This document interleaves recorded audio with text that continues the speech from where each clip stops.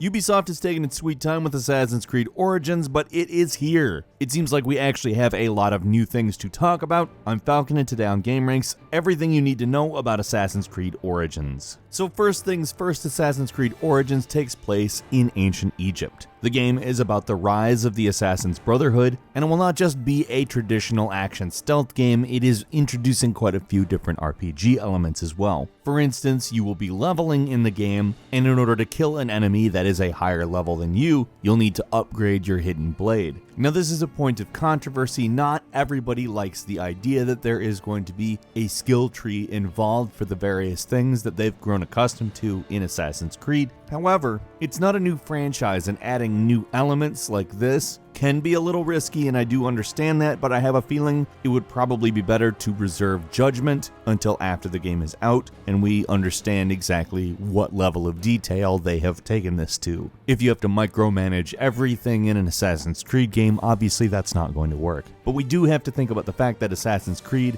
gave birth to the type of open world game that is popular nowadays. There are a lot of other games like it, and it really makes perfect sense to start adding more depth to these things. In fact, it is plenty possible they could botch it. The original gameplay could end up a lot better, but I would like to say I appreciate that they're trying to make Assassin's Creed fresh. There are different types of damage now, for instance, the hidden blade that you'll have to upgrade in order to beat enemies that are on a higher level than you deals specifically stealth damage. From the RPG skill tree, we also saw a controllable arrow, which works kind of like the Batarang in the Batman Arkham games. Now there's been argument about this as well. Some people are saying it's not necessarily something they believe should be in the game. They don't like the fact that they have to do it, but they don't really have to do it. I'll say on some level there's probably something that's designed to utilize it, so maybe you will have to do it, I don't know. The protagonist, Bayek, has access to an eagle that functions a lot like drones from Watch Dogs 2, which I actually think is pretty cool. I like that feature from Watch Dogs 2, and to incorporate it into this game with some of the soft supernatural stuff that has been in the Assassin's Creed franchise, I actually think it fits pretty well. And you're going to need to use whatever advantages you can regarding the view of this game on account it is huge. The open world is in fact the country of Egypt. Now, is it the same size as the one in real life? Maybe not necessarily, but it is a country-sized area you can literally see from one end to the other. Supposedly, it is the size of the Caribbean, except for there is no water, just land, so there's probably going to be an extremely large amount of area that you're going to be able to explore. While you're exploring the map, you'll be able to ride camels, horses, or go it alone on foot. There'll be blacksmiths, bazaars, where you'll be able to shop, upgrade, and partake in daily quests. The daily quests that you'll be able to partake in will give you mystery chests, which are obviously a standard thing in video games now, and there seems to be no getting away from them. Now that being said, what we've seen thus far isn't quite as dense as previous Assassin's Creed open worlds because they've focused on smaller areas, and this is meant to be maybe a little bit more realistic. Not everything was built as a sprawling metropolis, so climbing is actually a slightly more limited effect that works in certain areas. Obviously, in a small village or in the middle of the desert, being able to do parkour really isn't that cool. That being said, they also wanted to emphasize that you'll have the ability to climb most things, for instance a mountain or a pyramid. Still, towns seem to be a little bit less vertical, but I'm sure cities will not necessarily be the same thing. So it's going to force you to vary your gameplay a little bit more, which is good on account they have various skill trees from stealth to warrior. You'll be able to upgrade yourself in various directions and adapt yourself to different terrains, which is great. The real main question is whether or not it will all be dense enough to remain interesting.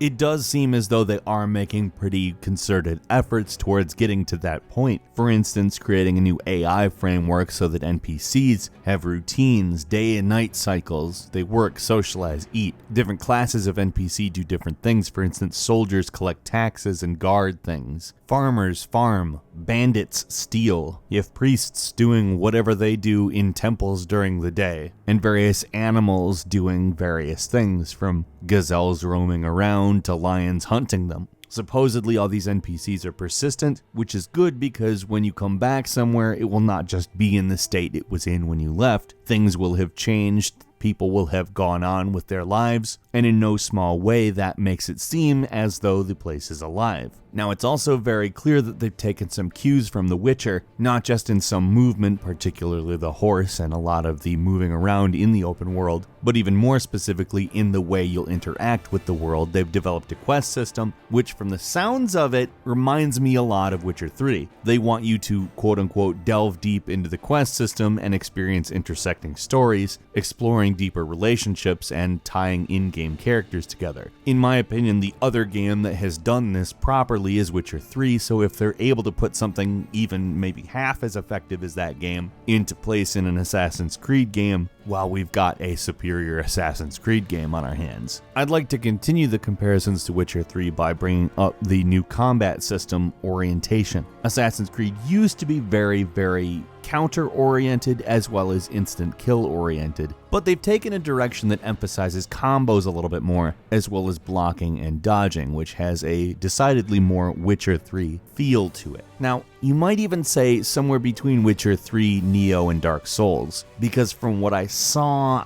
things that kind of reminded me of all three of those games, but still kind of Assassin's Creed-ish. It's really hard to nail it down exactly. It seems like they're taking a lot of different inspiration, which I think is good on account, once again, this is a franchise that does need some degree of new life to it, and we don't know exactly how it'll turn out, but again, at least they're trying. Evidence that they're trying? Looting is instant now. If you've ever been annoyed by the animations when you loot bodies in Assassin's Creed, it is no more. Every time you make a successful attack, you're going to raise the adrenaline meter, which is a new addition, and when you get to that point, you can either unleash a frenzy of attacks or one big attack. They reoriented the controls to accommodate the new playstyle, but you can put it back to the franchise default if you so please. Additionally, there's now going to be boss battles. This is something I think that they have taken a cue from out of Dark Souls. I don't know if it's going to lean fully that way, where the bosses are just ridiculous, absurd in stature or power, and it may end up being that they're a machination of some kind, or perhaps simply an adversary who is particularly skilled. We don't know yet, but in order to prepare for them, you're going to have to collect and upgrade all of your equipment, which you will do via a crafting system. There's apparently a pretty wide array of weapons, from straight swords to sickle swords to short blades, clubs, spears, as well as smaller weapons like sleep darts, poison clouds, fire bombs, and you can tame animals to sick them on people, which I think is amusing. And I think all of this stuff comes out to sound fairly in-depth, but again, if it turns out to be micromanaging, I think that's something that may be a detriment to Assassin's Creed. Now, I've been a little bit derisive of a few minor things in this game, and I'm a little bit hesitant when I'm talking about all of the depth things, but I am cautiously optimistic about those things, and I am very optimistic about the setting. It's, other than Black Flag, easily the coolest looking Assassin's Creed game by far.